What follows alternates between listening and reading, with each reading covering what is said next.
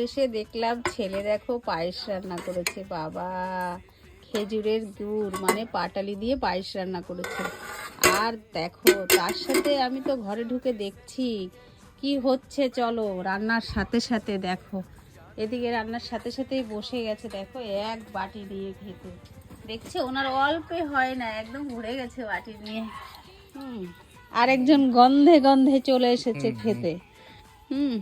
পায়েসের গন্ধে আর থাকতো না। ঘরে চোর ঢুকে গেছে আমার, দেখতে পাচ্ছ। চামচ নিচ্ছে আবার ওদিকে। বাবা দেখো কাণ্ড কি করছে। এসেই দেখো দেখো পায়েস নিয়ে বসে আছে। আর এদিকে একজনা কর্তাকে ছেড়ে খেতেই পাচ্ছে না, তাই দেখো বসে ওয়েট করছে কর্তার জন্য। এখন দুইজনে একসাথে নিয়ে বসে আছে। আর এদিকে তোজো শোনা যে কি করছে খাওয়ার জন্য, দেখো